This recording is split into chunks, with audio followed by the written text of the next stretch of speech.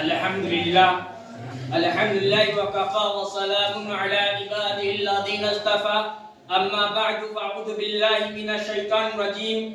بسم اللہ الرحمن الرحیم قال اللہ تبارک وتعالی فی القرآن المجید ان اللہ لا یغیر ما بقوم حتى یغیر ما بانفسهم او کما قال علیہ الصلوۃ والسلام لا یقنط من رحمت ربه الا الضالون او کما قال علیہ الصلوۃ والسلام۔ حکم صاحبان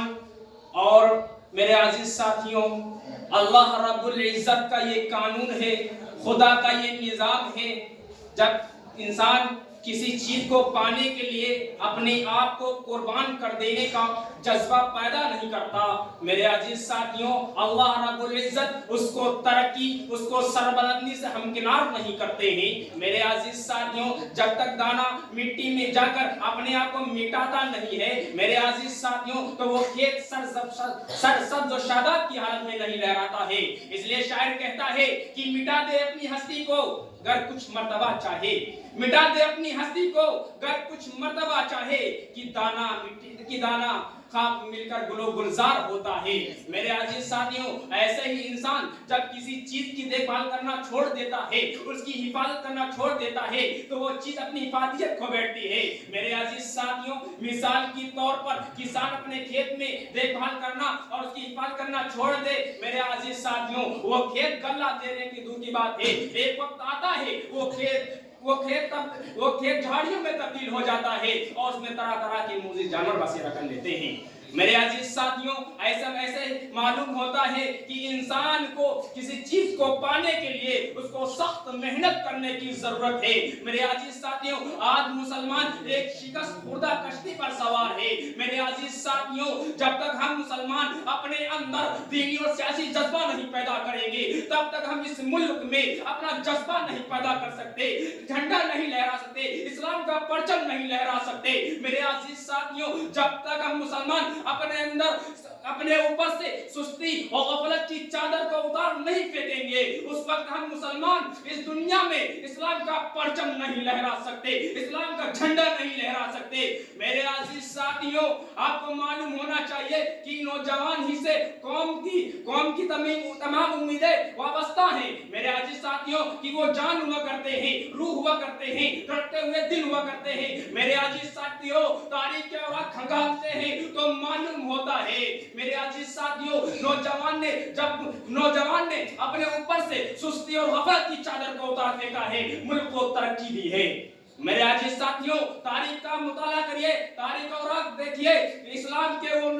وہ شیر دل نوجوان ہی تھے جنہوں نے اسلام کا پرچم لہراتے ہوئے دو سپر طاقتیں کیسر و کسریٰ کے محلوں اور قلعوں میں جا کر نعرے تکبیر سے زلزلہ برپا کر دیا تھا۔ میرے عزیز ساتھیوں، اس لیے اسلامی حکومتوں کی وسعت کا اندازہ اس بات سے لگایا جا سکتا ہے۔ میرے عزیز ساتھیوں، اسلامی کمانڈر مجاہد عقبہ بن نافع رضی اللہ عنہ اسلام کا پرچم لیتے ہیں، دنیا کے اس کنارے پہنچ جاتے ہیں جس کے پاس کوئی زمین نہیں تھی اور میری زمین نہیں تھی، اور اپنا گھوڑا زمین اور اپنا گھوڑا سمندر میں اتار دیتے ہیں اور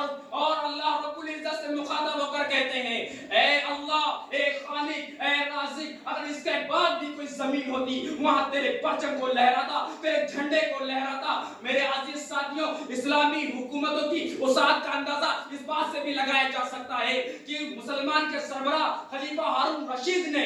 ایک بادل کے ٹکڑے سے مخاطب ہو کر کہا تھا کہ اے بادل کے ٹکڑے، تو جا کر کہیں بھی بس، تیرا فائدہ ہم تک پہنچے گا۔ میرے عزیز ساتھیوں، اسلامی حکومتوں کی وسعت کا اندازہ اس بات سے بھی لگایا جا سکتا ہے، میرے عزیز ساتھ اس بات سے لگایا جا سکتا ہے کہ عراق کو فتح کرنے کے بعد اسلامی کمانڈر سعد بن وقاص رضی اللہ عنہ نے اپنے ساتھیوں کے ساتھ جب واپس ہوتے ہیں اور ایرانی بادشاہ کو سبق سکھانے کے لیے اپنے مشیروں سے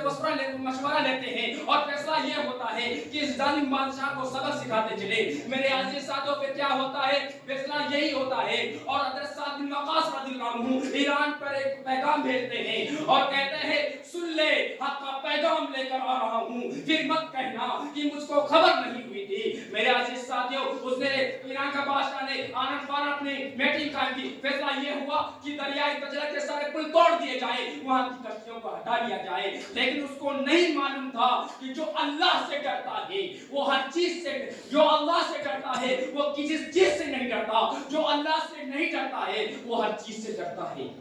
میرے عزیز ساتھیوں، پھر کیا تھا؟ حضرت سعد بن وقاص رضی اللہ عنہ پہنچتے ہیں، یہ منظر دیکھتے ہیں اور کیا پرجوش نگاہ کیا کہتے ہیں کہ اے اللہ رسول سے محبت کرنے والوں، آج تمہارے عشق و محبت کا امتحان ہے۔ میرے عزیز ساتھیوں، پھر کیا تھا؟ اپنا اللہ کا نام لیا اور اسی میں اپنے گھوڑا کو اتار دیا، اور یہ دیکھ کر ساتھی بھی اپنے سارے گھوڑے سمندر میں اتار دیتے ہیں، جس کو منظر کشی علامہ اقبال رحمۃ اللہ جو کہتے ہیں کہ دشت تو دشت ہے دریا بھی نہ چھوڑے ہم نے،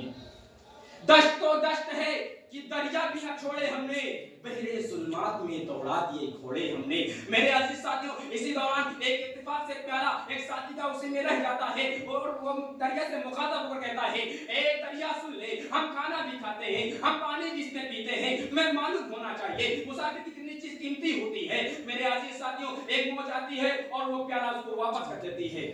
میرے عزیز ساتھیوں، شاعر کہتا ہے کہ محمد سے وفا تم نے تو ہم تیرے ہیں،